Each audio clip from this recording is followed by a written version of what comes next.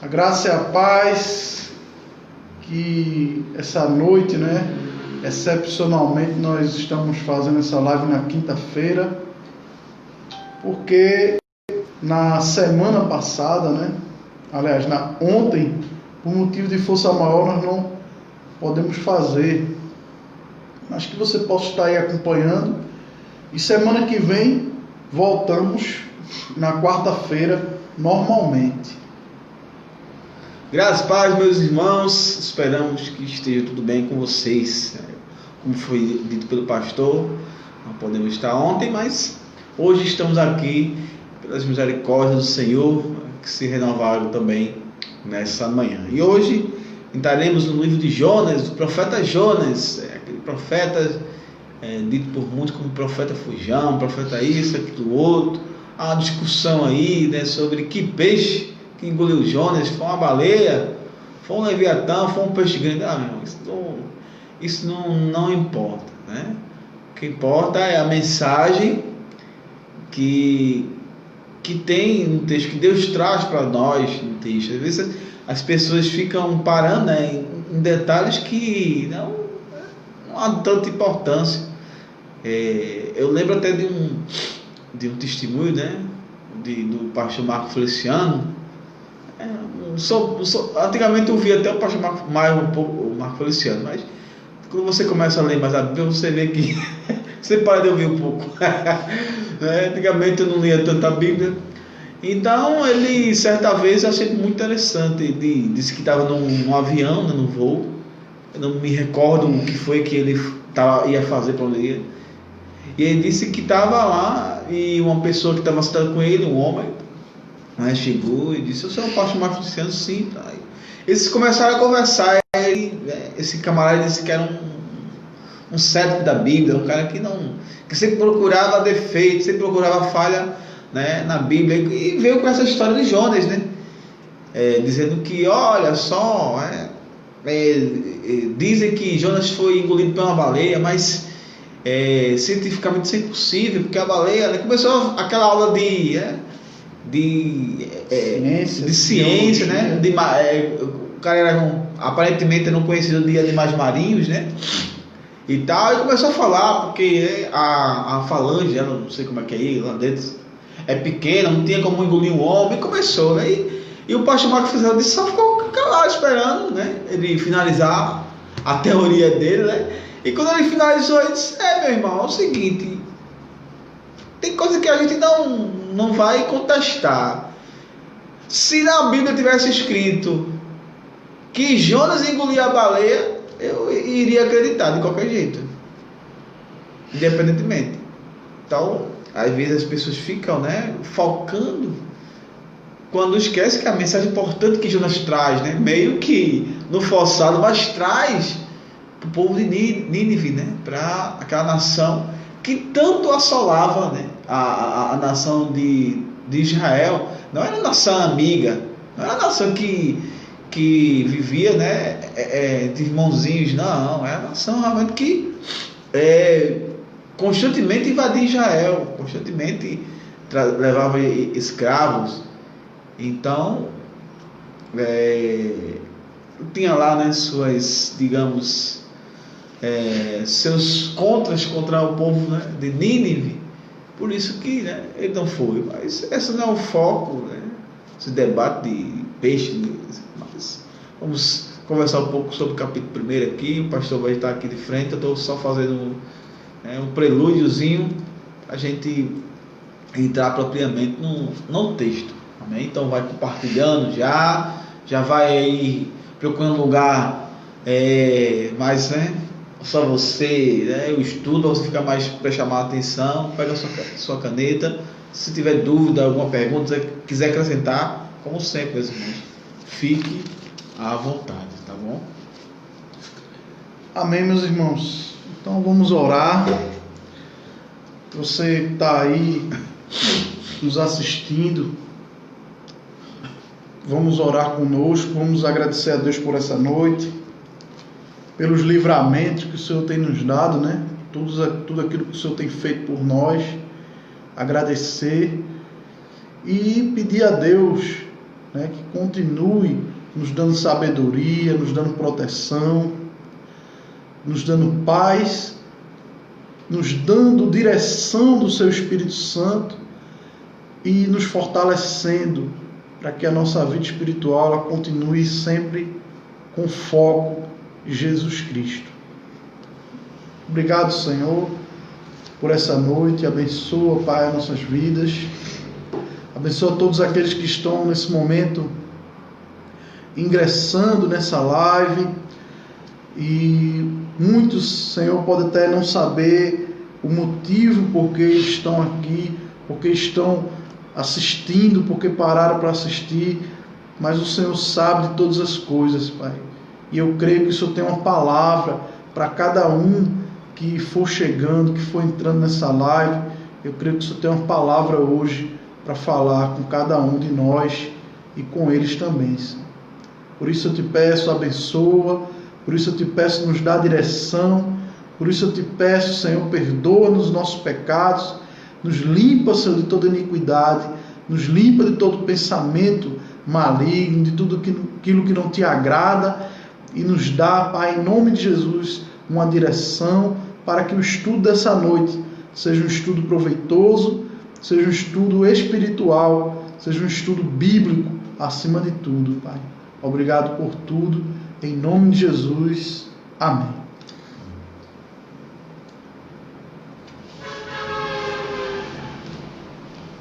Meus irmãos, vamos ler o capítulo 1 de Jonas. Todos nós já conhecemos a história de Jonas. Mas vamos ler esse capítulo 1 hoje. E depois a gente vai fazer uma breve introdução do capítulo, do livro todo. Vamos fazer uma introdução que vai falar de algumas situações, algumas coisinhas que o presbítero já falou aqui. A gente vai aprofundar um pouco nessa introdução. E depois a gente vai versículo a versículo. E finalmente, vamos lá aplicar, né? No fim de tudo, a gente vai aplicar o que esse capítulo 1 tem a nos dizer nos dias de hoje. O que esse capítulo 1 de Jonas tem a nos falar. Amém? Então vamos ler. Capítulo 1, versículo 1 diz assim: E veio a palavra do Senhor a Jonas, filho de Amitai, dizendo: Levanta-te, vai à grande cidade de Nínive e clama contra ela, porque a sua malícia subiu até mim. E Jonas se levantou para fugir de diante da face do Senhor para Tarsis. E descendo a Jope, achou um navio que ia para Tarsis. Pagou, pois, a sua passagem e desceu para dentro dele, para ir com eles para Tarsis, de diante da face do Senhor. Mas o Senhor mandou ao mar um grande vento, e fez-se no mar uma grande tempestade, e o navio estava para quebrar-se. Então temeram os marinheiros e clamaram, cada um ao seu Deus, e lançavam no mar as fazendas que estavam no navio, para o aliviarem do seu peso. Jonas, porém, desceu aos lugares do porão, e se deitou e dormia um profundo sono. E o mestre do navio chegou-se a ele e disse-lhe: Que tens, dormente? Levanta-te e invoca o teu Deus. Talvez assim Deus se lembre de nós, para que não pereçamos. E dizia cada um ao seu companheiro: Vinde e lancemos sortes, para que saibamos por que causa nos sobreveio este mal. E lançaram sortes, e a sorte caiu sobre Jonas. Então lhe disseram: Declara-nos tu agora, por que razão nos sobreveio este mal? Que ocupação é a tua, e de onde vens? Qual é a tua terra, e de que povo és tu? E ele lhes disse: Eu sou hebreu, e temo ao Senhor, o Deus do céu, que fez o mar e a terra. Então os homens se encheram de grande temor e lhe disseram: por que fizeste tu isso? Pois sabiam os homens que fugiam diante do Senhor, porque ele lhe tinha declarado. E disse-lhe: que te faremos nós para que o mar se acalme? Porque o mar se eleva e o mar se elevava e se engrossava cada vez mais. E ele lhes disse: levantai-me e lançai-me ao mar, e o mar se aquietará, porque eu sei que por minha causa vos sobreveio esta grande tempestade. Entretanto, os homens remavam esforçando-se por alcançar a terra, mas não podiam, porquanto o mar se ia embravecendo cada vez mais contra eles. Então clamaram ao Senhor e disseram: ah, Senhor, nós te rogamos, não pereçamos por causa da vida deste homem, e não ponha sobre nós o sangue inocente, porque tu, Senhor, fizeste como te aprouve. E levantaram Jonas e o lançaram ao mar, e cessou o mar da sua fúria. Temeram, pois, estes homens ao Senhor com grande temor, e ofereceram sacrifícios ao Senhor, e fizeram votos. Deparou, pois, o Senhor um grande peixe, para que tragasse a Jonas. E esteve Jonas 3 dias e 3 noites nas entranhas do peixe. Amém? Meus irmãos, as interpretações sobre o livro de Jonas são várias. Ao longo de muitos anos, foram muitas interpretações sobre o livro de Jonas. Os liberais, os teólogos liberais, a qual a gente discorda, eles veem o livro de Jonas como uma novela religiosa, como um conto de fadas, como um mito. Para eles, o livro de Jonas é um mito, é algo mitológico do povo hebreu que conta lições de morais. Para eles, o livro de Jonas não aconteceu. É apenas uma história inventada, uma parábola para que se tire lições de moral através dessa parábola. Aí veio também as interpretações alegóricas. Os mais antigos, que interpretavam alegoricamente, interpretavam da forma que o livro de Jonas foi inventado para Israel. Ele quis dizer que os 3 dias e 3 noites que Jonas passou no ventre do peixe simbolizavam o exílio de Israel. E o retorno de Jonas simbolizava o retorno de Israel. E eles faziam esse malabarismo teológico que a gente não enxerga isso aqui. E aí, nessa interpretação alegórica, eles poderiam admitir que o livro era verdade ou não. Porque de toda forma, sendo verdade ou não sendo verdade, eles interpretavam com alegorias. Então para eles nem importava se o livro era verdade ou não. E tem a interpretação literal.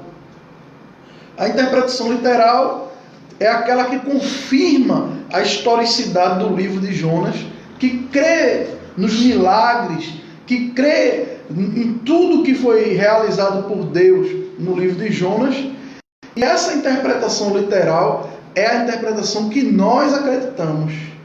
Nós acreditamos que Jonas realmente existiu, foi um profeta de Deus, e acreditamos em tudo isso que a Bíblia diz aqui.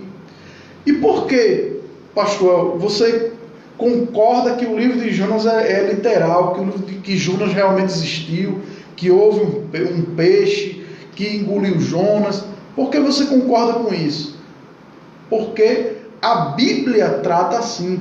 A gente, quando vai entender a Bíblia, a gente tem que entender a Bíblia partindo dela mesma.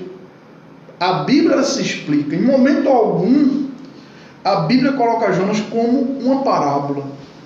Todas as vezes que Jesus vai contar uma parábola, ou que alguém vai contar uma parábola na Bíblia, isso é bem declarado. Isso é bem nítido. Em momento nenhum, Jonas é declarado como um mito, como uma história. Jonas é declarado como alguém que existiu. A gente vê aqui que Jonas, no primeiro versículo, ele tem um pai, ele tem uma ascendência, uma descendência, ele tem família. Jonas, filho de Amitai. Só isso aqui já demonstra que não é um livro mitológico. Aí a gente vai lá para 2 Reis, capítulo 14, versículo 25. E 2 Reis ele fala sobre Jonas.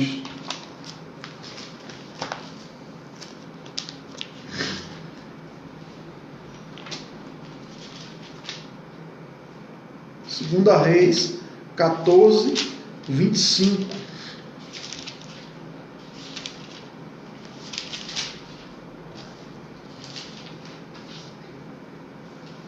Também este restabeleceu os termos de Israel, desde a entrada de Amate até o mar da planície, conforme a palavra do Senhor Deus de Israel, o qual falara pelo ministério do seu servo Jonas, filho do profeta Amitai, o qual era de Gat-Efé. Você vê que o 2 Reis aqui ele confirma Jonas, ele confirma Amitai, ele fala que Amitai também é profeta, ou seja, Jonas era de família de profeta. Confirma também. E confirma o lugar de onde ele veio. E o próprio rei, né, Jeroboão II, né, no próprio Segunda Reis fala sobre isso, que no caso ele é um profeta pré, né? Então não tem como a gente olhar de forma alegórica e olhar de forma liberal, porque eu fico pensando, se você acha que isso é apenas uma história bonita para trazer alguns valores, o que Deus fazer com que um peixe engula um homem? Hoje tem vários peixes que podem engolir um homem, a gente vê aí, né? E Deus não criou os peixes hoje, criou hoje, não criou. Então o que é isso por Deus que criou de um nada um tudo? Eu não sei qual é a dificuldade. Porque quando a gente lê lá no Gênesis, no princípio a terra se forma vazia e Deus começou a criar. Haja isso, haja aquilo outro, haja isso. E por fim ali, né, Deus criou o homem, a sua imagem e semelhança. Para aqueles que têm fé em Deus, hein? Foi interessante o que você falou aí, porque para aqueles que têm fé em Deus, a história de Jonas não é nada para Deus. Justamente, é isso. O Deus que criou tudo. O Deus que abriu o mar vermelho. Qual a dificuldade de um peixe engolir? Qual a dificuldade de um peixe engolir um homem? Porque você vê lá Josué, quando começa a batalhar contra os 5 reis, ele ora para que o sol não se ponha. E a Bíblia diz que até que ele se vingasse dos inimigos, o sol ficou ali, não sei de que hora, passou 48 horas só de dia. Eu acredito que o inimigo doido que escurecesse para fugir, e não escurecia. Então eu não vejo, né? Quando você vê que ele destruiu Sodoma e Gomorra, fogo do céu. Elias orou, caiu fogo do céu, lambrou toda a água, tudo aquilo ali. Entendeu? Então, como o Senhor falou, o que é isso para Deus? Então por isso que sempre a gente fala, sempre se fala, às vezes as pessoas não entendem, a Bíblia é nossa única fé, né? Regra de fé e prática. Entendeu? Então, se está aqui, temos que crer. Não, mas biologicamente, não tem isso biologicamente, cientificamente, isso, aquilo, outro. É o que a Bíblia diz. E se você for analisar, até a ciência prova o que Deus fala. Porque Deus não é ponta solta. Mas, primeiramente, meus irmãos, temos que crer. É com a fé. É de fé em fé. Não é ficar feito um liberal, né? Cético, não, acho que foi isso, ou como de forma alegórica. Quando é alegoria, a Bíblia fala, ela é bem explícita, como o pastor falou, mas eu não sei qual é a dificuldade da história de Jonas, de achar que isso aqui tem alguma... E aí o livro os livros apócrifos, né, como de Macabeus e Tobias, também fala sobre Jonas. né, que a gente sabe que são os livros deuterocanônicos, que estão na Bíblia Católica, que a gente não entende esses livros como canônicos, mas entende esses livros como livros históricos. Isso. E esses livros também falam sobre o profeta Jonas. Se você ler, o próprio Jesus, né? O próprio Jesus, ele tratou Jonas como um profeta que existiu. Então, você quer prova melhor do que Jesus? Então, se você for lá, Mateus 12, 9, Mateus 12, 39 ao 41, Mateus 16, versículo 4, Lucas 11, versículo 29, todos esses textos, eles falam sobre Jonas, tratando Jonas como alguém que existiu, como uma pessoa verdadeira. Então, e é provado, como a gente já falou aqui em 2 Reis, são livros distintos, né, que tratam de uma mesma época, porque o livro de Reis ele conta ali várias épocas, né, várias histórias dos reis ali, e dentro daquele tempo ali do rei Jeroboão, ele entra falando sobre o profeta Jonas, filho de Amitai, como a gente acabou de ler aqui. Então, olhando para a Bíblia, olhando para os textos bíblicos, olhando para como o livro se apresenta, nós não podemos olhar para esse livro como algo, um conto, como um mito, não. Existiu, Jonas realmente existiu e ponto final. Agora, dentro dessa interpretação literal, porque a maioria dos evangélicos, no Brasil pelo menos, a maioria dos evangélicos crê que Jonas realmente existiu, que houve esse milagre, que houve tudo aquilo que aconteceu aqui. Dentro dessa interpretação literal, se divide também em duas partes. A interpretação literal antropocêntrica e a interpretação literal cristocêntrica. Porque muitos vão olhar para o livro de Jonas e vão centralizar a mensagem do livro de Jonas no homem. Vão olhar para o livro de Jonas, que é o que a gente escuta, a maioria faz isso, principalmente pentecostal e neopentecostal, tem esse costume de centralizar a pregação para o homem. E centralizando a pregação para o homem, eles só vão tirar aqui lições de moral. No fim de tudo, o livro de Jonas só vai servir como uma alegoria, de todo jeito. Porque eles só vão tirar lições de moral aqui. Se tira lições de moral aqui, sim. Pode-se tirar lições de moral. A gente vai aqui no final falar algumas lições que esse capítulo tem. Mas não é só isso. O livro de Jonas, ele fala muito sobre Deus. Ele aponta para Jesus. É um livro tipológico. É um livro cristocêntrico. É um livro teocêntrico. E fala muito da característica de Deus. Quem é Deus? Então, o relacionamento do homem com Deus, ele trata também. Então, a gente tem que olhar nessa perspectiva. E não olhar o livro de Jonas na perspectiva do homem. O que Deus vai fazer por mim, que Deus vai me tirar da boca do peixe, que Deus vai me botar na boca do peixe, porque eu estou 3 dias na boca do peixe, você que está 3 dias na boca do peixe, Deus vai te tirar, e aquela coisa, se te lançar no mar, Deus prepara o peixe, e aquela coisa que a gente já conhece. E vai vomitar no lugar certo. E vai vomitar no lugar... e aquela como coisa... foi com Jonas, né? Infelizmente tem essa... que é a maioria esmagadora que prega dessa forma, né? A minoria realmente prega a forma que o texto fala. Mas por quê? Se lesse completo, não faria isso. Mas ler, né, por período, eu acho que eles olham porque o primeiro e o segundo capítulo praticamente é a história de Deus, de Jonas ali, e no capítulo 3 é que realmente entra a questão da pregação ali, da palavra. Só que o mais importante desse livro ainda é o capítulo 3. É o capítulo 3. A primeira e a segunda história o segundo capítulo, uma introdução como qualquer outro livro que fala de Jonas, né, fala da história dele, que ele quis fazer isso aí. Tem que ser. E a gente tem que entender que se está escrito aqui é porque Deus assim o quis. que o escritor não tirasse uma vírgula sequer aqui. Porque se fosse um livro feito por um homem, ninguém ia colocar que Jonas tinha fugido, que Jonas tinha feito isso e aquilo outro.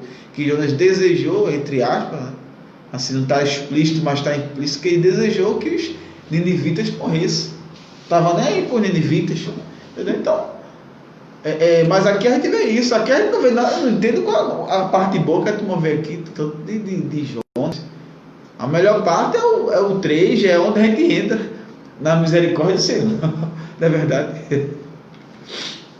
O período que foi escrito o livro foi em torno do ano 793 a 750 a.C., no reinado de Jeroboão II, como o presbítero falou aqui, um reinado de prosperidade em Israel, mas ao mesmo tempo de uma pobreza espiritual tremenda, a qual Deus levantou vários profetas ali, inclusive Jonas. Só que Jonas foi diferenciado porque ele não foi levantado para pregar contra Israel, ele foi levantado para pregar contra Nínive, que era capital da Síria naquela época, né? Então tem essa diferença, né? O livro de Jonas, que é uma coisa ímpar dele, né?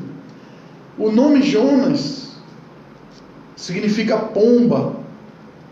Nos tempos bíblicos, pessoal, muitos nomes tinham significados com Deus, significados ali profundos, mas também tinha muitos nomes que não tinham esse significado profundo todo.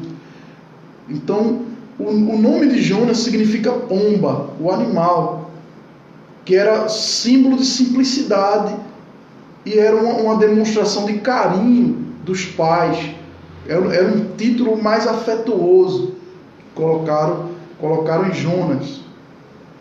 E a gente vê outros exemplos como esse, como Dorcas, que significava gazela, Raquel, que significava ovelha, e outros exemplos que era comum também os pais colocar nome de animal no seu filho. E aqui a gente não vai passar nenhum sentido a mais do que aquilo que a gente vê no texto, né? Não adianta, a gente vai se até ao texto. Não. Se o texto falasse algo a mais sobre esse significado do nome de Jonas, nós falaríamos. Como o texto não fala, então a gente não vai abranger algo que o texto não fala. Jonas é o autor do livro? Isso daí não é importante. Pode ser que ele seja o autor do livro, pode ser que não, pode ser que alguém escreveu sobre Jonas. Isso é irrelevante. Muitos profetas ou muitos dos apóstolos não foram eles mesmos que escreveram, foram pessoas que escreveram para eles. Então, a probabilidade do livro de Jonas ter sido escrito por uma pessoa que falou sobre Jonas, ao invés de ter sido o próprio Jonas, é muito grande. Mas independente de ter sido alguém escrevendo sobre Jonas, ou Jonas escrevendo sobre si mesmo, a gente crê que esse livro foi inspirado por Deus. Amém? Aí vem outra dúvida sobre a questão de Jonas: baleia ou peixe? A Bíblia diz que foi um grande peixe. Como os liberais eles vão dizer que é lenda, que é folclore, então eles estão nem aí se é peixe, se é baleia. Nós cremos em Deus, nós não temos dificuldade nenhuma. Se for peixe, se for baleia, nós não temos dificuldade nenhuma. Se dissesse que um guaru engoliu ele. Um guaru engoliu ele, eu acreditava, porque o que está na Bíblia eu acredito. Agora, só que é o seguinte, pessoal: a probabilidade é que tenha sido uma baleia. Por quê? Naquela época de Jonas, não tinha o nome baleia. Então as pessoas viam um grande peixe, via aquela baleia e dava o nome de grande peixe. Então a probabilidade de ter sido uma baleia, ou um tubarão, ou não sei. Se você quer baleia, vão pensar que era a Moby Dick. Aquela baleia da história, que era uma das maiores gigantescas. Mas pode falar, não tem se discutir se era baleia, se era um peixe, sei lá, tubarão, não sei o que era. Isso é... Independente do que foi, Você foi um grande peixe. Para engolir um homem... era impossível ele passar 3 dias ali dentro. Com certeza. Né? Então, independente do que for, era impossível. Então é por isso que a gente crê. Porque a gente crê realmente no Deus que faz o impossível. A gente crê no Deus que criou o céu e a terra do nada. Então isso para Deus não é nada, meu irmão. Então, independente do que foi, né, a probabilidade é que tenha sido uma baleia, porque como no livro de Josué, que diz que o sol se deteve, né? A gente sabe que não foi o sol que se deteve. A gente sabe que quem se deteve, quem parou foi a terra. Porque a terra que gira em torno do sol. Mas na época de Josué, as pessoas acreditavam que era o sol que girava em torno da terra. E até mesmo na visão da gente natural hoje, se a gente olhar na nossa perspectiva, a gente vai entender que é o sol que está girando. Só que hoje, cientificamente, a gente sabe que não foi o sol, mas a perspectiva deles era que o sol se deteve. Então a Bíblia relata as coisas na perspectiva da pessoa da sua época. Então, na perspectiva de quem escreveu o livro de Jonas, não existia o nome baleia. Esse nome baleia é novo. Então, na perspectiva do livro de Jonas, existia grandes peixes ou grandes monstros marinhos, animais marinhos. Não existia esse nome baleia. Então, pode ter sido uma baleia, pode ter sido um grande peixe, pode ter sido um tubarão, não sei. Eu sei que passar 3 dias no ventre de uma baleia, de um peixe, de um tubarão, é impossível. Mas Lucas 1,37 diz que não há impossíveis para Deus. Amém? Para Deus nada é impossível. Amém? A minha esposa Fernanda está dizendo aqui: estou na barriga do peixe porque fui desobediente. Só funciona na EBD infantil. Infelizmente o pessoal atravessa a EBD infantil e continua contando a mesma história. Continua pregando do mesmo jeito, né? E os principais assuntos, né, do livro de Jonas é que Deus é soberano, Deus governa o mundo, Deus governa a natureza, Deus é juiz universal, Deus é salvador universal, Deus é amor, a motivação missionária, o arrependimento e a tipologia. Então esses são os principais assuntos do livro de Jonas. Amém? No capítulo 1 aqui, nós vemos, né, que o povo, que Jonas, né, o versículo 1, veio a palavra do Senhor a Jonas. Então, vamos lá, vamos ler o versículo 1. Veio a palavra do Senhor a Jonas, filho de Amitai. Geralmente esse era o chamado profeta. Ou profeta, geralmente o profeta dizia, né? E veio a palavra do Senhor a mim. Isso para mim mostra que a palavra do Senhor é viva.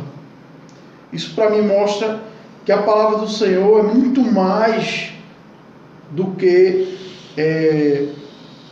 aquilo que se escreve. Embora nós cremos que tudo que se escreveu aqui é a palavra do Senhor, mas nós cremos que ela tem poder, ela não é um mero livro, ela tem um poder, ela é viva. Então, os profetas diziam, veio a palavra do Senhor a mim. Isso é uma característica dos profetas, que não passa para os apóstolos. Você não vai ver os apóstolos dizendo, veio a palavra do Senhor a mim.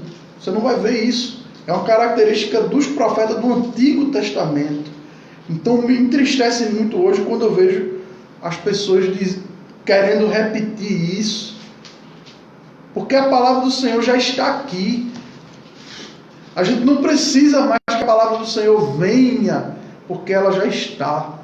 Nós já temos a palavra do Senhor, é só ler e propagar ela. O próprio Jesus já adiantava essa questão de estar atrás de revelação, atrás disso. Olha, o reino de Deus não está ali para que você diga, quem quer buscar? Não está lá para que você diga, como é que eu vou chegar lá? Mas está dentro de cada um de nós, né? Dentro daqueles que creem, né? No sentido daqueles que creem. Então, a revelação da palavra está aqui.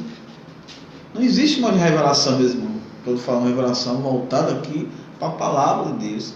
Esses tipos de profeta que a gente vê aqui não existe mais.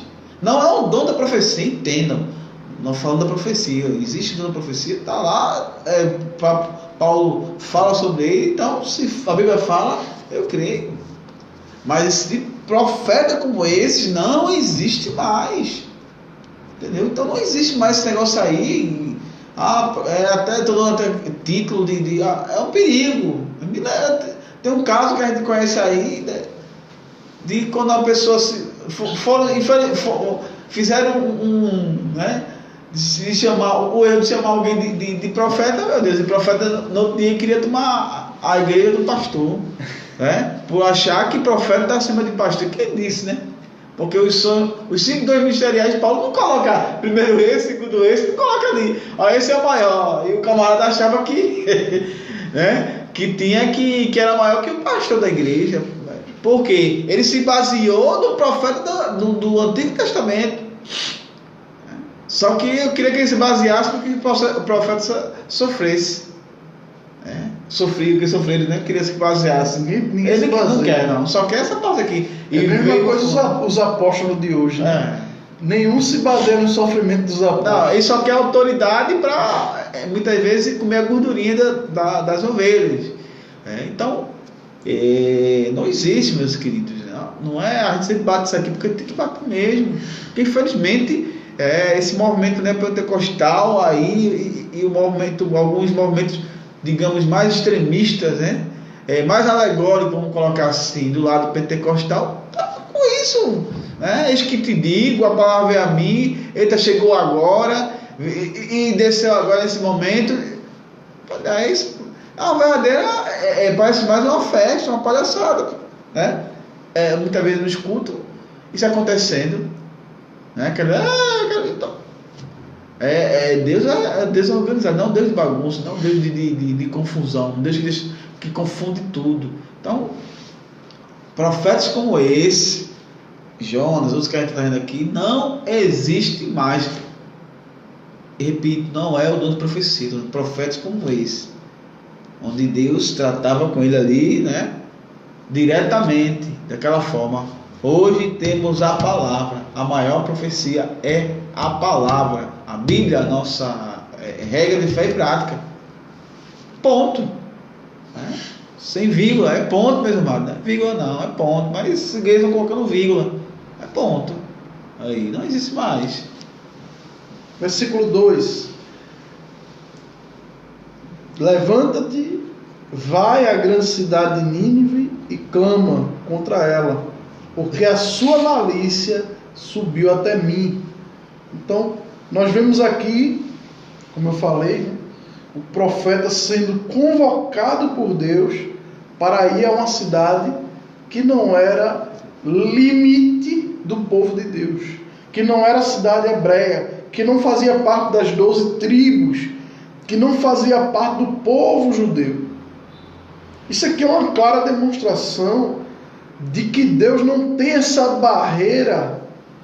Isso aqui é uma clara demonstração de que o projeto de Deus sempre foi alcançar as nações, e que o projeto de Deus não era tornar ninguém judeu, porque hoje o pessoal quer que as pessoas virem judeu, quando o projeto de Deus nunca foi tornar ninguém judeu. Deus mandou Jonas ir para Nínive pregar contra o pecado de Nínive. Ele não mandou pregar para o povo se circuncidar, para o povo guardar o sábado. Então, ele mandou pregar arrependimento contra o pecado. Então, essas questões judaizantes, elas já começam a cair por terra já do Velho Testamento. O próprio Deus, né? Como o pastor falou, nunca falou nada. Deus criou essas leis, realmente foi para o judeu, foi para o hebreu. E eu fico muito triste, nada contra você colocar, aí bota a bandeira de Israel, né? Aquela coisa lá, começa a botar aquele gorrinho lá, que eu não sei como é o nome aquele ali. O candelabro, o talit. Como é o nome? O Talit, né? Ali, candelabro, a arca, o chofar, né? Então, Deus nunca fez questão, nunca disse para nenhum profeta pregar isso. E o povo hoje, as igrejas, o judaísmo invadiu as igrejas. Agora ninguém quer deixar de comer carne de porco, ninguém quer deixar de guardar o sábado, essas coisas, não, né? A turma só quer que ache bonitinho, né? Lá, botar o canto. Não, amigo, isso aí não tem nada a ver. Olha, a igreja tem que ser, pelo menos eu penso assim, o mais simples possível, menos acessório possível, porque quem tem que aparecer, digamos assim, é Deus, é o Espírito Santo. Mas o cara vai na igreja, o culto tá rolando, você passa o culto todo dia olhando para a igreja muito bonita, fica assim, ó, e a palavra ali, o camarada olhando para o candelabro, olhando para a bandeira, não sei o que, olha para não sei o que, olha para não sei o que, o cara tá com o chofar, cadê Deus? Então, infelizmente, né? O judaísmo invadido. Né? Versículo 3: E Jonas se levantou para fugir de diante da face do Senhor para Tarsis, e descendo a Jope achou um navio que ia para Tarsis, pagou, pois, a sua passagem e desceu para dentro dele, para ir com eles para Tarsis, de diante da face do Senhor. Então veja que Jonas, ele entendeu, não sei como, que poderia fugir da face do Senhor, que poderia ficar distante de Deus, que poderia pegar um caminho contrário ao que Deus queria para a vida dele. Ele entendeu isso aí. No versículo 4 diz: Mas o Senhor mandou ao mar um grande vento, e fez-se no mar uma grande tempestade, e o navio estava para quebrar-se. Então, ele quis fugir, e na fuga dele, Deus mandou um mar, Deus mandou um vento, Deus ali fez uma tempestade, e o navio estava para se quebrar. Vale a pena ressaltar também o porquê, né? Jonas fugiu. Jonas era um profeta de Deus, então não era algo, não era como Amós. Amós era um agricultor, era uma pessoa que cuidava de animais, era um pastor de ovelhas normal. Não era ninguém, como ele mesmo fala, Amós fala, né? Eu sou apenas um pastor de ovelhas. Eu não faço parte de nenhuma escola de profeta. Eu não faço parte da tribo de Levi, não sou sacerdote, sou nada, mas Jonas não, ele era profeta. Ou seja, era uma coisa, até digamos não, era algo maravilhoso para o profeta ser usado por Deus. E por que Jonas aqui, a primeira, ele nem sequer indaga a Deus alguma coisa, como outros profetas, né? Já indagaram a Deus certas coisas que Deus fazia. O próprio Abacuque, que a gente vai chegar lá, né? Tem o seu momento, digamos, depressivo, começa, né, com várias questões ali com Deus, que às vezes trata Deus, né? Deus é um Deus que você não pode nem, que vai morrer, né? Deus é um Deus misericordioso, é um Deus que, claro, ele não aceita rebeldia, mas questionamento. Então, a Bíblia toda está mostrando isso. Quantos profetas a gente viu aqui? Moisés, né? E ali. Mas claro, se você vê que os profetas sempre iam sabendo com quem eles estavam conversando, de qualquer forma. Então, o que vale a pena a gente compreender isso, porque os assírios eram nações. Existia aqui várias coisas, né? A questão que, infelizmente, todo hebreu se achava extremamente exclusivo. A salvação é para ele, o Deus é dele. Deus criou o mundo só para eles. Viemos de Abraão, só que eles esqueceram que em ti serão bendito todas as nações. Ele esqueceu dessa parte, né? Então, o judeu, até hoje, meus queridos, os judeus eles são muito exclusivistas, essa é a verdade. E antigamente eles eram mesmo. E ainda pesa, além deles achar isso aí, tem a questão que o povo assírio era um povo realmente que não era fluxo cheio, digamos assim, para entender. Era um povo realmente cruel com os seus cativos, povo que arrancava olho, decepava mente por nada, que esquartejava a pessoa viva, que fazia, né? Conta a história que nas portas, né, na entrada de Nínive, havia cadáveres ali, suspensos ali em estacas ali, para amedrontar justamente quem estivesse chegando. Então Jonas não queria ir para Nínive por medo, por essa questão do exclusivismo, por não querer morrer. Porque muitas vezes o profeta morria em Israel. Imagine. O profeta ia falar algo que os reis de Israel não gostavam e era capaz dele morrer. Muitos morreram. Imagina o cara ir para um povo que não é o povo de Deus. E aquela questão, né? Principalmente, ele não queria que Nínive fosse salvo. Conta a história aí, eu não sei se é verdade. Eu já ouvi um pregador falando, não sei se eu sei que ele é um teólogo, né?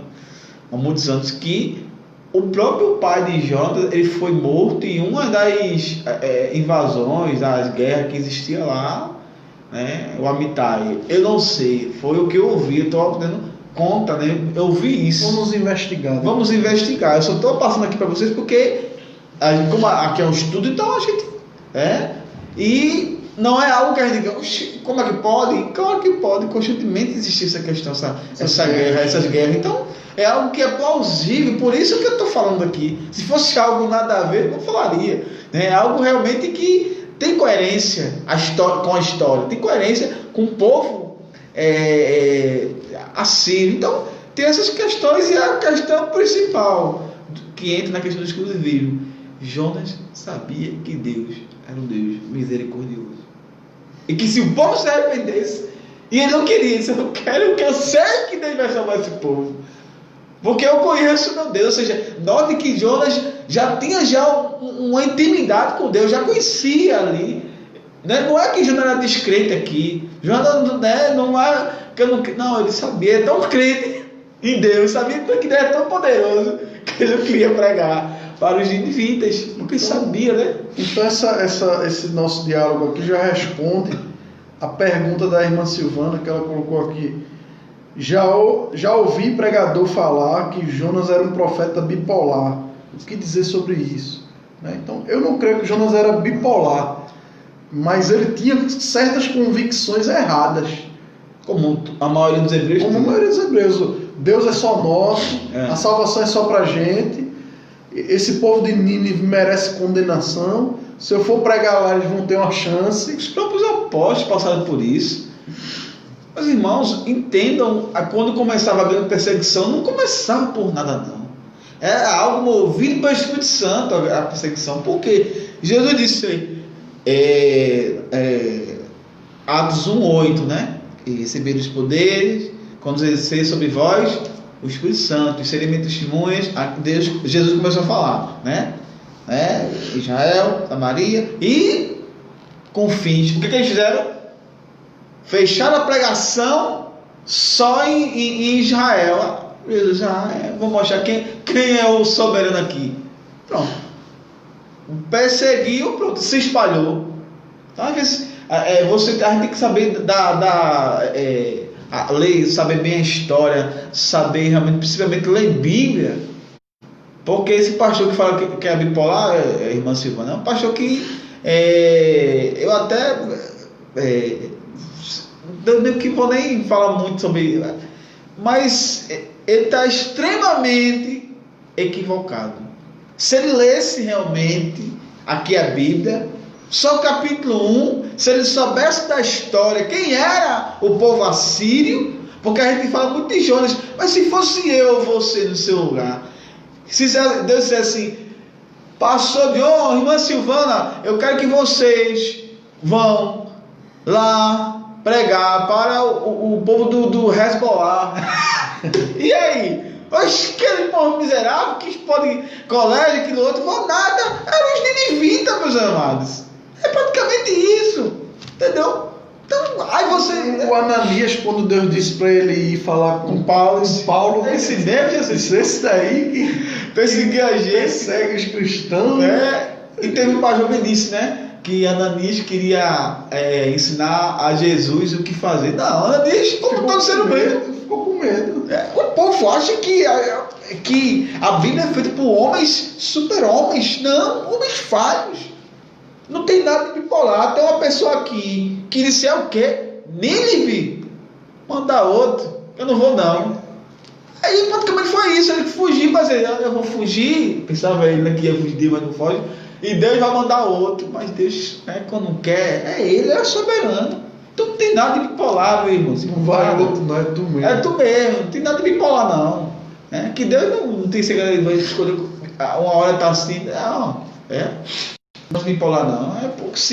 Por isso eu digo, leiam a Bíblia, meus irmãos. Procurem ler a história também, é importante. Mas o povo é inimigo, muita gente é inimigo da teologia, aí fica voando e abre a boca e fala um negócio desse. O cara é bipolar. Se não entender a história. O pior é que ensina errado e vai propagando. Vai propagando, né? Versículo 5. Né, depois que Deus mandou ali o vento, a tempestade. Versículo 5. Então temeram os marinheiros e clamavam cada um ao seu Deus e lançavam no mar as fazendas que estavam no navio para o aliviar do seu peso. Jonas, porém, desceu aos lugares do porão e se deitou e dormia um profundo sono. Então, a gente vê aqui, né, duas pessoas diferentes.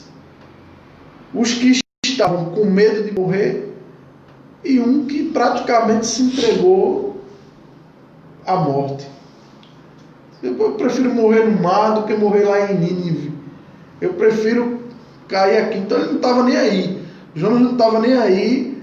Foi lá dormir, foi tirar o seu cochilo, enquanto todo mundo estava tentando tirar a água do mar, jogando peso para fora, para poder o barco não afundar. Estava todo mundo preocupado e Jonas já estava ali entregue, já estava ali.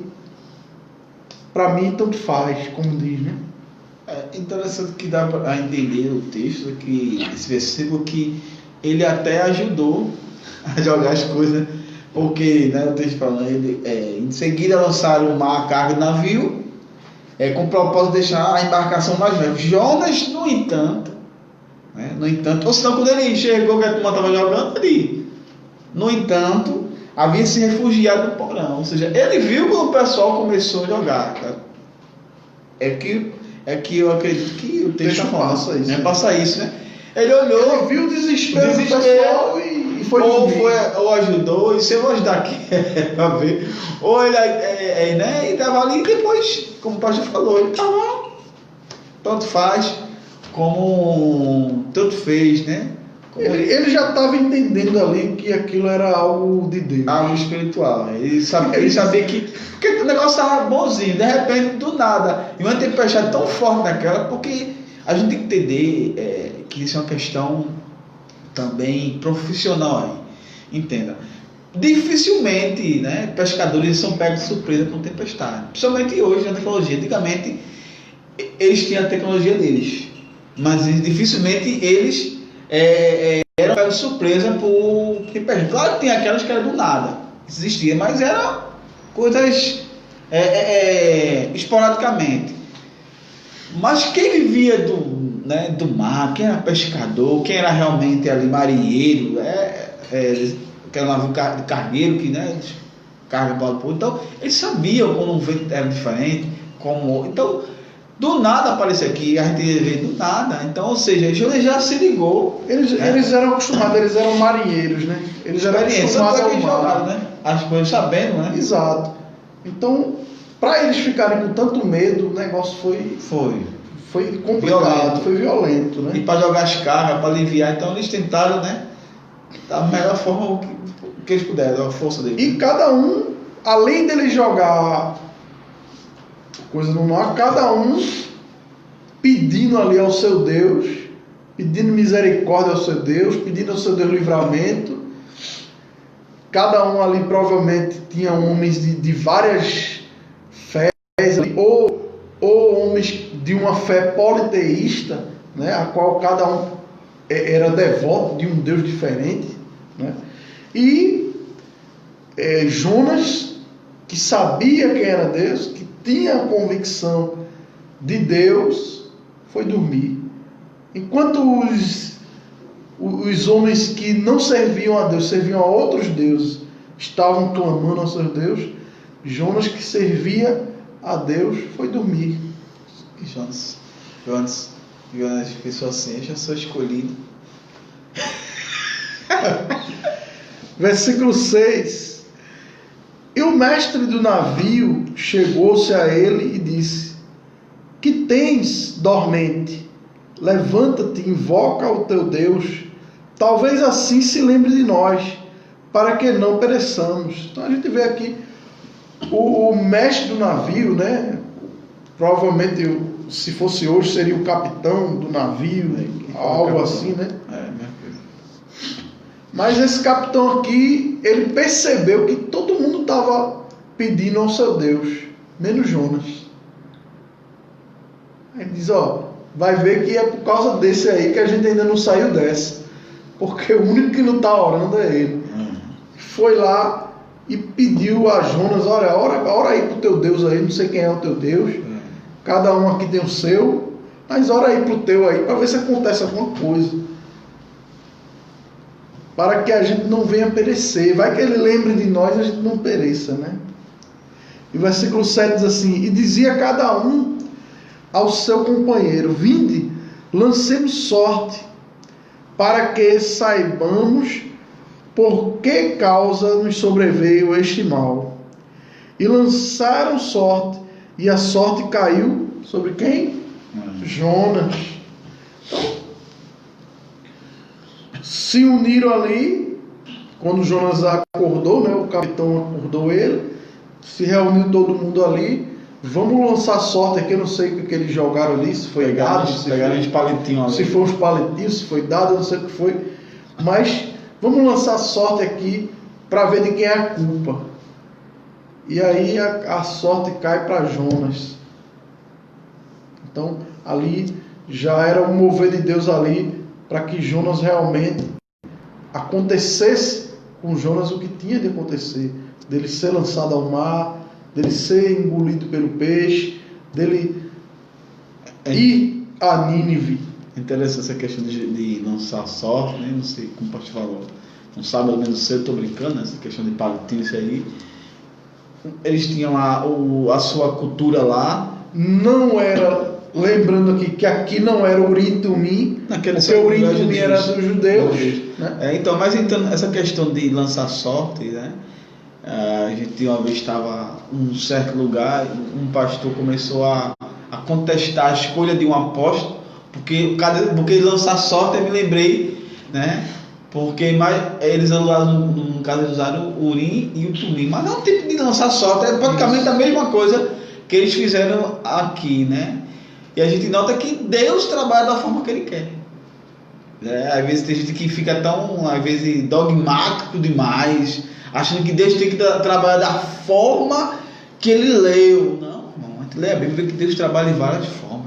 Jesus curou vários cegos. Ele cuspiu, fez uma lama e passou nos olhos, e te lava. Outro ele se vê, outro ele se vai não sei aonde. Então, pega a tua mão, faz isso. Então, Jesus sempre, e hoje. Então, meus amados, só que é só, né, abrir esse parênteses aqui para que você não comece a achar que Deus tem que agir da sua forma. Então, Deus aqui agiu da forma que o pessoal estava fazendo, lançando só. E Deus apontou para Jonas ali, né? Para um camarada que aí ia atender, né? Quem é o Jonas da parada, né? Quando tudo está errado, tem alguns Jonas aqui. Então, lembre-se, meu querido, você que quer ser muitas vezes religioso demais, extremista demais, achar que Deus tem que agir da sua forma, Deus usa quem Ele quer e faz da forma que Ele quiser. Só queria abrir esse parênteses que eu fiquei pasmo com esse pastor que falou que os apóstolos, né, erraram na escolha de Matias lá. Então, os caras não sabem nem ler, nem... Vai, tudo bem. É só esse parênteses mesmo, para a gente lembrar que Deus é soberano. Versículo 8. Então lhe disseram: declara-nos tu, por que razão nos sobreveste mal? Que ocupação é a tua? E de onde vens? Qual é a tua terra? E de que povo és tu? Veja, começou aqui, quando a sorte caiu sobre Jonas. Provavelmente aqui são várias perguntas. Eu fico imaginando ali os marinheiros tudo ao redor de Jonas, cada um fazendo uma pergunta diferente. E todos querendo saber quem é Jonas, quem é esse? Por quê? Tem algo especial, né? Explica aí, por que tu? Por que isso está acontecendo aqui? Qual é a tua ocupação? Tu é o quê, Davi? Tu faz o que, Davi? Vem de onde? Tu vem da onde? Qual é a tua terra? E começaram ali a perguntar, a questionar Jonas. Porque isso é uma questão também histórica. Os pescadores marinheiros eram também muito supersticiosos, eles. Então, tinha muitas lendas de lá, né? Então, por isso que essas perguntas é pergunta supersticiosa, né? Vem da onde? Quem é tu? Tá, então pergunta que, porque dependendo de onde vem, né? pode trazer azar. Azar, justamente. Então, eles já conheciam já. Olha, se vem de tal terra, como a gente tem a nossa aí, né?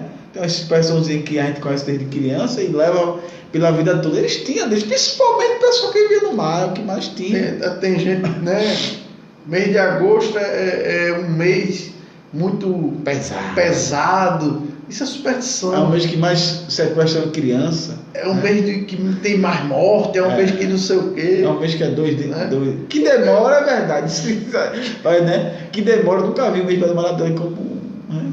A não ser um mês que você está esperando para receber, mas esse aí, meu amigo, demora mesmo.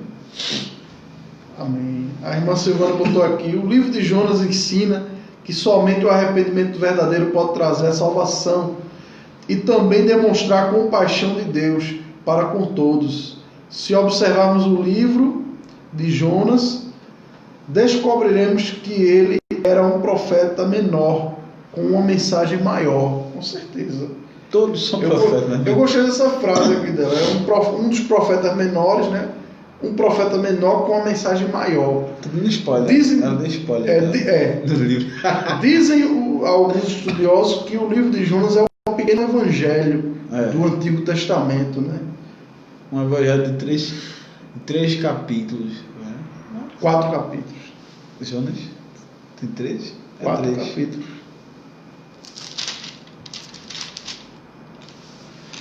Na minha Bíblia é 4. Amém. É verdade. Glória a Deus. Então, meus irmãos, vamos lá. E o versículo 9, né? Eles começam a fazer aquelas perguntas e tal. No versículo 9, Jonas, ele responde, né? Responde aos questionamentos. Ele diz: eu sou hebreu, temo ao Senhor, o Deus do céu, que fez o mar e a terra, fez o mar e a terra seca. Veja, Jonas aqui ele pontua da onde ele veio e quem é Deus. Eu sou hebreu, sou descendente do povo lá de Abraão, de Isaac, Jacó. Provavelmente alguns já conheciam, né, o Jonas, né? O Jonas não, já conheciam o povo de Israel, já conhecia alguma história, né, sobre o povo de Israel. E ele aqui se pontua quem é Deus, porque provavelmente os homens que estavam lá no navio, um seguia o Deus do mar, outro Deus da terra, outro Deus do ar, outro Deus do fogo. E Jonas diz: olha, é como se Jonas dissesse: olha, não existe esses deuses aí que vocês creem, não. Só existe um. E esse Deus é o Deus do céu, que fez o mar e a terra. Ele é o Criador. E aqui no versículo 10, os homens, né, como diz aqui, então os homens se encheram de grande temor e lhe disseram: por que fizeste tu isso? Pois sabiam os homens que fugia de diante do Senhor, porque ele lhe tinha declarado. Veja, os homens se encheram de grande temor.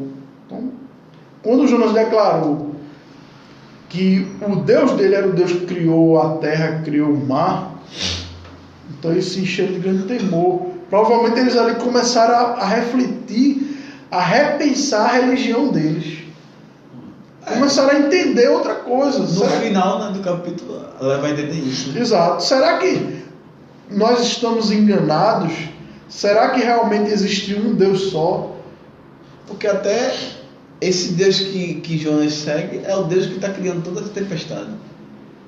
Até agora é o Deus que é realmente poderoso. A gente orou para todos os outros deuses e nenhum respondeu nada. Quando a gente obedeceu o que ele disse, o verdadeiro Deus respondeu, né, realmente com poder. E o maior medo deles, além de saber que Jonas servia ao Deus, nesse momento eu acho que eles ainda não estavam refletindo, mas não tinham se convertido, vamos colocar assim ainda. Mas quando Jonas falou para ele que tinha fugido, que provavelmente ele contou, olha, ele disse para eu ir para Nínive e eu não fui, eu estou fugindo dele, ele disse, pronto, estamos todos ferrados. Quando ele disse, estou fugindo, né, o texto, estou fugindo, não foi com eles, né? Realmente esse Deus aí é poderoso. É poderoso, que o cara fugiu. Esse existe né? mesmo. Esse existe. Então foi quando eles disseram, pronto, estamos ferrados. Né? O cara fugiu e quebrou a gente aqui no meio, né? Versículo 11 diz assim: e disseram-lhe: que te faremos nós para que o mar se acalme? Porque o mar se eleva e engrossa cada vez mais. Versículo 12: e ele lhes disse: levantai-me e lançai ao mar, e o mar se aquietará, porque eu sei que por minha causa vos sobreveio esta grande tempestade. Então, os homens aqui, enquanto os homens estavam se entregando aos desígnios de Deus, Jonas estava se entregando à morte. Ele disse: olha, que é que te faremos para que o mar se acalme? Eles provavelmente não queriam ouvir essa resposta de Jonas. Eles queriam ouvir assim: olha, mata um bezerro aí que Deus se acalma. Faz um sacrifício de não sei o quê. Se mata um aí. Mata um de vocês aí que Deus se acalma. Joga um no... Mas eles não pensavam que ia ouvir de Jonas dizer: olha, me joga aí que se acalma. Então a gente vê aqui, enquanto os homens estavam entendendo Deus e alcançando algo ali e começando a se entregar aos desígnios, à vontade de Deus. Olha, vamos fazer então a vontade desse teu Deus aí, já que está fugindo desse teu Deus, já que essa fúria do mar aqui é esse teu Deus aí que está criando, então o que a gente pode fazer para que ele pare com isso? O que vai acalmar ele? O que vai aplacar a ira dele sobre a tua vida? E Jonas disse: olha, a solução é me jogar no mar. Me joga. E a gente sabe que as chances de sobrevivência de quem é jogado no alto mar é mínima da mínima da mínima. Principalmente no meio da tempestade. Principalmente no meio de uma tempestade, sem um bote, sem nada, e lançado daquele jeito. Ele não fala nem tubarão, essas coisas, né? É realmente porque o alto mar, às vezes a gente fica só assistindo muito filme de tubarão, acho que daqui a pouco vai, o cara cair no mar, vai ser um tubarão, não é assim, né? Mas é alto mar, ou seja, tem tempestade, tem outras coisas, tem, né? Então os cabas sabiam, né? É mais interessante que a gente está aqui, que o Jonas aqui está mostrando, ensinando para eles novamente, né? Que sabe quem é Deus, né? Jonas conhecia Deus. E sabia que a única forma era aquele ali. Deus não quer bezerro, Deus não quer ovelha, Deus não quer nada não. Deus quer eu. O sacrifício, né? O que Deus quer sou eu. Como aquela canção, Pode me jogar. Sacrifício sou eu, né? Literalmente ali. Né? Literalmente esse foi, né? Me joga aí no mar. O que Deus quer comigo. O que Deus está tratando. Não é com vocês, não. Não tem nada a ver com vocês. Sai dessa aí. O versículo 13, né? Comprovando aquilo que eu falei, que os homens não queriam ouvir essa resposta de Jonas, não era essa a resposta que eles esperavam de Jonas. O versículo 13 ele diz assim: entretanto os homens remavam, esforçando-se por alcançar a terra, mas não podiam, porquanto o mar se ia embravecendo cada vez mais contra eles. Veja, Jonas deu a eles a solução é me jogar. Mas eles não queriam jogar Jonas. E eles, para não jogar Jonas no mar, eles começaram a remar, tentando vencer a tempestade. Tentando chegar em terra firme para vencer a tempestade. Só que quanto mais forte eles remavam, maior ainda ficava a tempestade. Mais furiosa ficava a tempestade. Eles ficavam assim.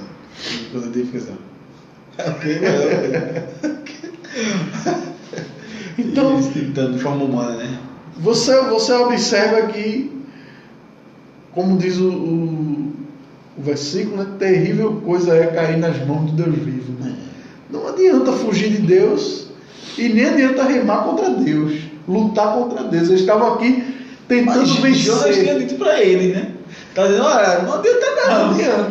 Me joga, não adianta não. E os camaradas lá tentando aquela coisa. O único peso do navio aqui sou eu. Me joga aí. Pode jogar tudo aí. O peso maior sou eu mesmo. E não pense que Jonas ele estava pedindo para se jogar, achando que Deus ia providenciar ali o peixe para engolir. Ou um bota. Ou um bota, qualquer coisa não. Ele não sabia que Deus ia fazer aquilo não. Ele queria realmente que jogassem ele ali para salvar a vida dos outros e ele morrer, porque ou morria ele com todo mundo ou morria ele só. Então ele disse: é melhor eu morrer sozinho, me joga, ou vocês me jogam ou vai morrer todo mundo. E quando eles chegaram a essa conclusão, aí a gente entra no versículo 14. Então clamaram ao Senhor. Veja, eles aqui passaram de pessoas que não conheciam a Deus para alguém que estava começando a conhecer Deus, e agora eles já estavam clamando a Deus. Então clamaram ao Senhor e disseram: ah, Senhor, nós te rogamos, não pereçamos por causa da vida deste homem, e não ponhas sobre nós o sangue inocente, porque tu, Senhor, fizeste como te aprouve. Então eles aqui reconheceram que tudo aquilo era questão de Deus com Jonas. Eles aqui reconheceram que o poder de Deus, a soberania de Deus, que Deus era poderoso tanto para fazer aquela tempestade como para parar aquela tempestade, e reconheceram que Deus era juiz para julgar eles se eles estivessem fazendo algo contra alguém inocente. Eles deixaram, né, Jonas, que era, digamos, que fazia intermediação, né, que estava fazendo um intermédio com Deus. Eu acho que eles não creram só em Jonas, né? Como Jonas disse: não, eu sou hebreu, me jogue e tal. Não, agora vamos clamar diretamente a Deus, porque provavelmente, como você falou no começo, eles já ouviam a história de Deus, né? Um Deus que se movia, que realmente gostava, queria, né? Quer essa adoração, né? Esse diálogo diretamente. E eles foram diretamente a Deus, né? Fizeram um prelúdio e jogaram em Jonas. Olha, Senhor, não desculpe, estamos aqui, né? Agora a gente entendeu realmente que tudo isso é por causa dele. Então, porque a gente vai jogar, mas que o sangue dele não caia sobre nós. Porque até Jonas falou, eles não meio que não acreditaram. Vamos tentar, vamos remar aqui, vamos joga mais um, vamos ver o que vai conseguir. Depois eles notaram, eu creio que até uma obra do Espírito Santo na mente deles, que enfim eles pararam. Por que do nada eles pararam de remar? Não podia tentar? Não. Então, daqui a pouco eles olhar assim, realmente algo divino, não tem como não. Então é uma obra realmente que você vê que é obra de Deus. Quem convence o homem é o Espírito Santo, não adianta não. E o versículo 15 ele diz: e levantaram Jonas e o lançaram ao mar, e cessou o mar da fúria. Então, assim que eles jogaram Jonas no mar, a tempestade se acalmou. Então eles ali puderam realmente comprovar. Foi a comprovação. Que o Deus de Jonas era verdadeiro Deus. Que o Deus de Jonas era o Deus que realmente, como Jonas disse, o Deus que criou a terra e o mar. É o Deus que comanda na terra, no mar, no ar. Não importa. É o Deus que soberano, que comanda tudo. É o Criador de tudo. E quando eles jogaram Jonas no mar, eles comprovaram isso, porque a tempestade se acalmou. Aí o versículo 16 assim: temeram, pois, estes homens ao Senhor e fizeram votos. Veja, depois que eles jogaram Jonas, o mar se acalmou, eles temeram ao Senhor e fizeram sacrifícios ao Senhor, adoraram ao Senhor, fizeram votos ao Senhor. Eles ali, aqueles homens que estavam ali no barco, vamos dizer, se converteram ao Senhor. E Jonas, achando que estava fugindo dos propósitos de Deus, quando na verdade Deus já sabia, quando Deus chamou Jonas, Deus já sabia para onde ele ia. Qual navio, tudo certo. Deus já sabia tudo. E Deus já sabia que queria alcançar esses homens. Então, Jonas, achando que não ia cumprir o propósito de Deus, que não ia fazer a vontade de Deus, mas ele achando isso, ele já estava fazendo a vontade de Deus. Hoje em dia, né, há muito pregador aí que prega que o propósito divino é circunstancial. Não, meu amigo. Não, meu irmão. O propósito divino não depende do que ia acontecer para Deus fazer, não. Deus já está lá, já sabe tudo já. É da forma que Ele quer, do jeito que Ele quer, na hora que Ele quer. Não adianta correr disso, não. Deus poderia ter chamado outro profeta. Claro que podia. Poderia. Só que Deus sabia qual era o profeta que Ele ia chamar e que ia fugir. Deus já sabia qual era o profeta que ia entrar naquele barco. Deus já sabia que os homens iam estar naquele barco. Quantos homens iam estar, quem eram eles. Deus já sabia de tudo. Nada surpreende Deus, nada pega Deus de surpresa. Jonas achou provavelmente que ia pegar Deus de surpresa. Mas ninguém consegue surpreender Deus. Que nisso eu fico revoltado se eu se surpreender. Quando eu vejo aquela novela Jesus lá, não sei quem aparece e surpreende Jesus assim, surpreender Jesus. Peraí, pelo amor de Deus, esse negócio desse. Então, meu irmão, a pessoa quer humanizar Deus. Não tem como a gente humanizar. Deus Todo-Poderoso, Criador. A vontade de Deus é soberana. E não é circunstância. Deus não age através de circunstância, não. Não pense que eu tomei essa decisão, Deus agora vai... Não. A palavra fala que Deus já tem um plano de salvação antes mesmo de ser criado tudo. Antes mesmo de Adão e Eva comer o fruto da árvore ali. Entendeu? Então, o povo fica aí nesse... Deus não é circunstancial, não. Deus, o propósito de Deus, Ele é soberano. Não adianta, né? Jonas tentou correr aí, mas Deus até sabia para onde é que ele ia. Ele disse, pronto.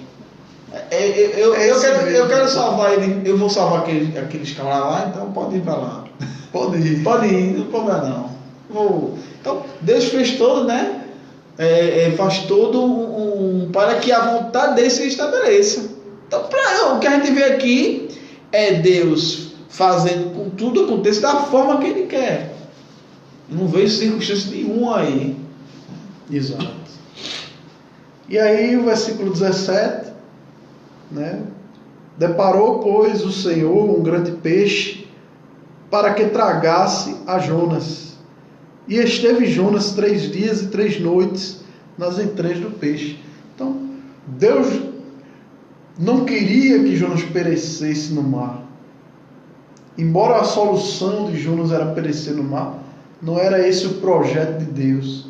E nenhum dos planos do Senhor pode ser frustrado. O que Deus falou para Jonas no início do livro foi para ele ir para Nínive. E ele não ia ter para onde correr. Ele ia chegar lá. Independente da embarcação. Independente. Pegou o submarino. Pegou o submarino, pronto. A embarcação tá ali. Você tá ali. Ah, quer não? Beleza, não tem problema, irmão. Tem aqui, ó, pra você aqui, ó. Quer ir de barco não? Eu vou preparar um submarino aqui para você vai. Então Deus é Senhor, Deus é soberano. Diante desse texto aqui, meus irmãos, nós podemos ver aqui 3 coisas sobre nós e 3 coisas sobre Deus. Claro que poderia ter muito mais coisas aqui que a gente poderia tirar, algumas coisas a gente já falou, algumas coisas a gente já foi citando aqui, mas eu vi 3 coisas principais aqui que nós podemos ver sobre o ser humano e 3 coisas principais que nós podemos ver nesse texto aqui sobre Deus.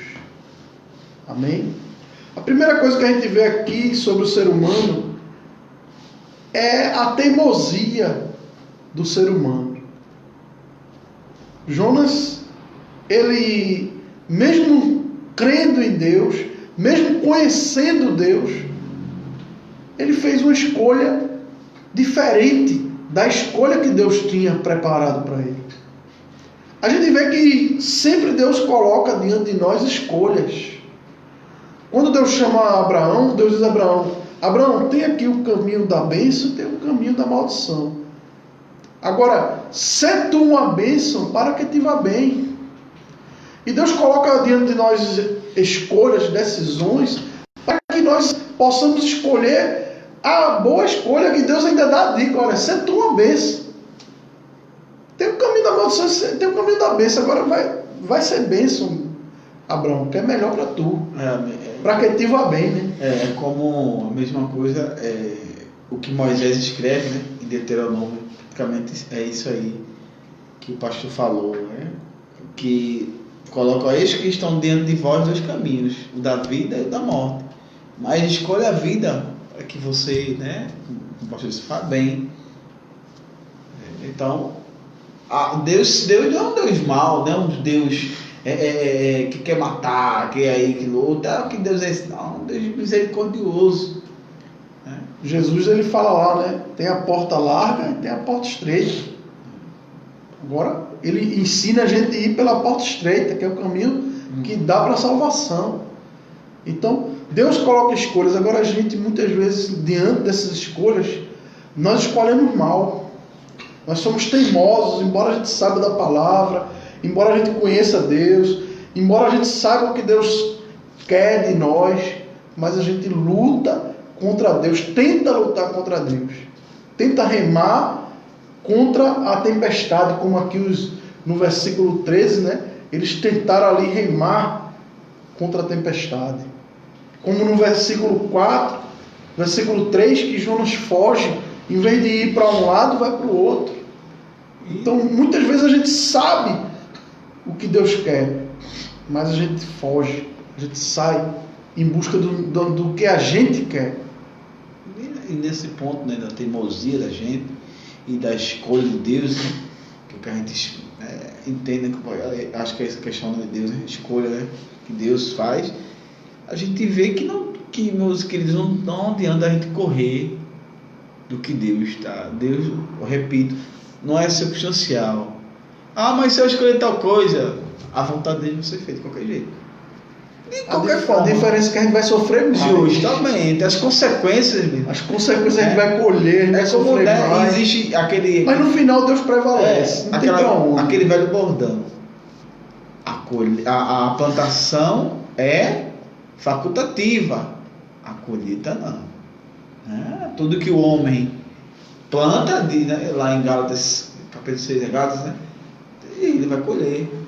Então não tem para onde correr. Então, independente das suas escolhas, Deus sempre vai ser soberano, mas como o pastor falou aqui, né, escolhe, porém, a vida, né, para que você vá bem. Outra coisa que nós vemos aqui sobre nós é a nossa lentidão espiritual.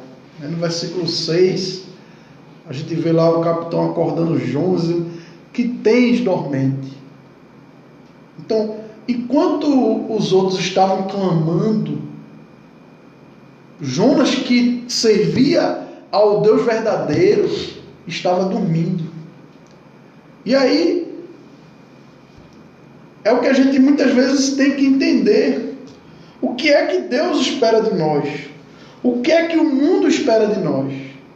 Meus irmãos, nós como cristãos, muitas vezes alguém vem falar um problema para a gente, e a gente, em vez de usar a Bíblia para aconselhar a pessoa, a gente conta um problema da gente para a pessoa. Eu também passei por isso, não sei o que e tal. Eu não tenho nada contra você contar. Você contar o seu problema. Agora, fale da palavra de Deus. Ore pela pessoa. Porque se a pessoa veio te procurar como cristão que você é, ela pode estar esperando que você ore por ela, que você mostre Deus para ela. E você, em vez de estar fazendo isso, você está dormindo. Você está conversando água. Você está falando coisa que não deve. O mundo muitas vezes está esperando dos filhos de Deus que os filhos de Deus apresentem Deus para eles. Que os filhos de Deus orem por eles. E muitas vezes os filhos de Deus estão assim, com os braços cruzados. Então a nossa lentidão espiritual em observar certas oportunidades. Você vê que Jonas meio que evangelizou ali, meio que empurrado.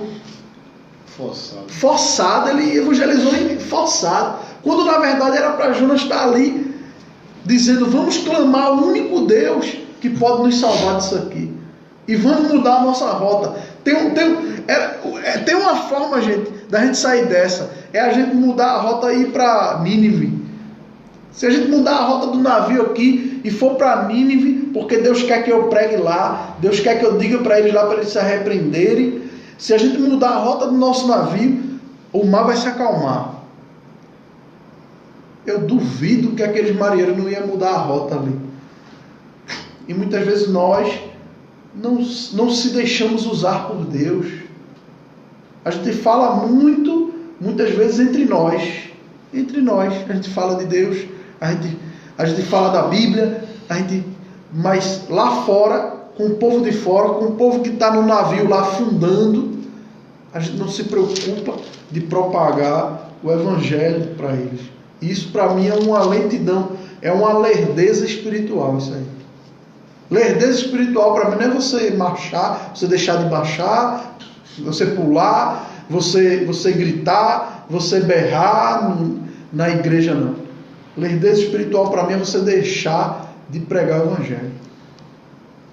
E a terceira coisa que nós vemos sobre nós,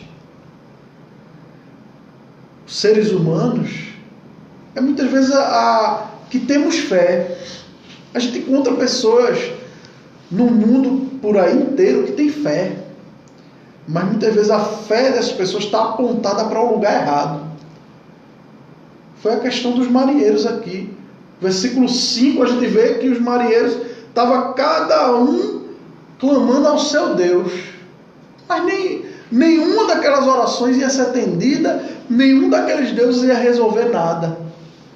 E a gente vê que Jonas, ali no versículo 9, ele apresenta para eles um caminho, apresenta para eles o caminho.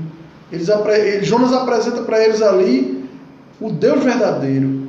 Então muitas vezes as pessoas, elas têm fé. As pessoas, elas têm, não é nem uma fé, mas uma crença, né, religiosa. Elas têm uma religiosidade, elas têm uma vontade de adorar um ser. Elas reconhecem que existe um ser. Elas são religiosas, agora de forma errada, né? Só que a fé delas está apontada para o lugar errado. Porque o conceito, né, de religião, às vezes a gente, hoje infelizmente, destruíram esse conceito, deixaram como fosse um termo pejorativo, Mas religião vem do termo latim, é religare, religar a Deus. Então, sim. Não é de relíquia, não. Não é de relíquia, não. Religar. É de religar. É de você estar ligado. Fomos desligados. Fomos cortados. E Jesus foi, né, e fez aquela nova ligação. Não é que Jesus emendou fio, né? Aquelas praias que a gente faz, emendar fio para poder. Não. Foi trocado, todo o fio foi trocado. É uma linha nova. Entrai pelo novo e vivo caminhos. No capítulo 10 de Hebreus você vai encontrar isso, que é o sangue de Jesus. Sem medo, com fé, por esse novo e vivo caminho. Que foi, então as pessoas hoje em dia até são religiosas.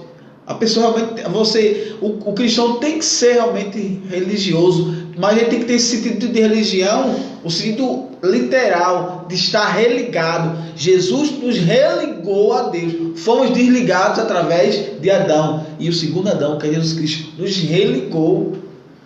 Mas hoje realmente, como disse o pastor, é muita religiosidade falsa, errada, como no versículo de cada um lançando, falando para o seu Deus, Deus não sei da onde, Deus falsa. Hoje acontece a mesma coisa, né?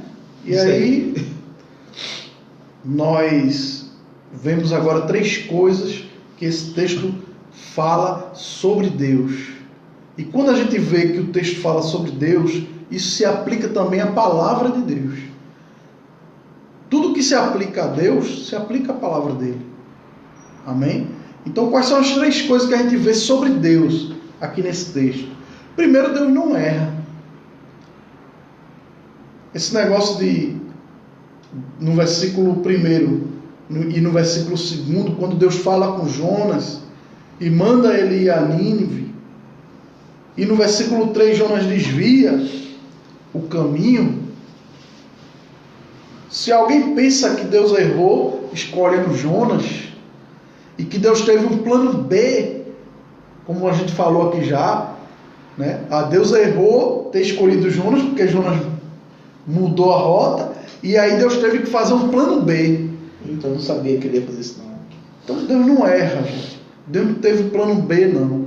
Deus só teve plano A. Jonas é que tentou fazer um plano B, plano C, plano D, e os planos de Jonas tudo dando errado. Mas os planos de Deus só dá certo, meu irmão. Deus não erra. Segunda coisa que a gente vê aqui é que Deus não muda. Jonas pegou o caminho inverso, no versículo 3, fugiu para Tarsis. E alguém pode dizer assim, não, Jonas foi para Tarsis, Deus agora escolhe outro. Não, Deus não muda. Deus quando quis Jonas e pronto. Vai ser tu e acabou-se. E Deus não muda. Deus não erra e nem muda. Deus não tem sombra de variação. Deus é um só. Então, isso que a gente vê aqui é justamente essa característica de Deus. O mesmo Deus que criou o céu, que criou a terra, que criou o mar, é o mesmo Deus que controla o céu, a terra e o mar. Ele não mudou. Ele continua controlando, ele continua tendo soberania, continua tendo poder. Deus não muda. E a terceira coisa que nós vemos sobre Deus aqui, que a gente já tem batido bastante nessa tecla, é que Deus é soberano. Deus deu a ordem no versículo 2. No versículo 4, Deus manda a tempestade para atrapalhar os planos de Jonas e realizar o que ele queria. No versículo 5, eles vão jogar a sorte cai sobre Jonas, tudo apontando para uma coisa só. Os homens tentam remar no versículo 13 contra a correnteza, contra a tempestade, não consegue, a correnteza aumenta mais ainda, a tempestade aumenta mais ainda. E no versículo 17, Deus manda até nos animais. Deus manda o peixe e o peixe vai lá, engole juntos. E não é a primeira vez que nós vemos Deus dando ordem aos animais. Daniel, quando é jogado na cova dos leões, os leões ficam lá quietinhos e não devoram Daniel. A Bíblia diz, né, que Deus mandou os anjos para fechar a boca do Daniel leão. Falou. Então, meus irmãos, Deus é soberano. Deus não muda. Deus não erra. É por isso que vale a pena a gente fazer como aqueles homens fizeram aqui no versículo 16. Adorar esse Deus, clamar esse Deus, orar esse Deus, estar cada vez mais unido a esse Deus e tentar de todas as maneiras fazer a vontade desse Deus. Porque esse Deus é o único, verdadeiro, que não erra, que não muda e que ordena todas as coisas, que é soberano sobre todas as coisas. Com Ele, não vale a gente ser teimoso, não adianta a gente ser lento espiritualmente. A gente tem que estar olhando para Ele, glorificando, exaltando a Ele e fazendo a vontade dEle a cada dia. Amém? Então aprenda a palavra do Senhor, leia a palavra do Senhor, mas leia a palavra do Senhor não muito de você saber mais do que o outro, mas leia a palavra do Senhor, estude a palavra do Senhor com o intuito de você fazer a vontade do Senhor, porque a vontade do Senhor está expressa na palavra dele. Amém? Algo mais? É isso mesmo. Então, meus irmãos, eu creio que os irmãos que ainda se encontram aí no Face, creio que vocês puderam, aprender bastante, e creio que em nome de Jesus esse livro é muito rico, tem muita coisa ainda para a gente, Semana que vem, capítulo 2, e muita coisa esse livro tem para nos ensinar, amém? Sobre Deus, sobre nós, sobre o que Deus quer de nós, principalmente, amém? Hoje ainda não toquei na tipologia, na cristologia, porque os outros capítulos são mais profundos sobre isso e a gente vai tratar nos outros capítulos, amém? Queria pedir ao presbítero antes para ele fazer essa oração final e a gente encerrar em nome de Jesus com a bênção apostólica. Amém. Então, domingo, a partir de 7 horas, culto da família. Não esquece, quarta-feira que vem, nós aqui de novo, se assim o Senhor permitir, para entrarmos no capítulo 2, quem sabe o 3, quem sabe o 4 de Jonas, Deus assim nos sabe, amém? Vamos orar. Pai, obrigado por essa noite, obrigado pela tua palavra. Tu és maravilhoso, tu és soberano, Senhor. Não adianta a escolha que façamos, Senhor, na nossa vida, aqui, Senhor. Se vamos para o sul, para o norte, ali, o Senhor sempre foi, é e será soberano, como lemos hoje, Senhor. Que o Senhor possa continuar abençoando aquelas pessoas que ficaram até o final, te ouvindo, Senhor, ouvindo tua palavra. Continua abençoando a vida dessas pessoas, com tua sorte, com tua presença, com teu amor, Senhor. E derrama sede nessas vidas, para buscar mais e mais a tua palavra. Não, como disse o pastor, para saber mais que as outras, mas para entender, para saber mais do seu Criador, mais do nosso Pai Celeste.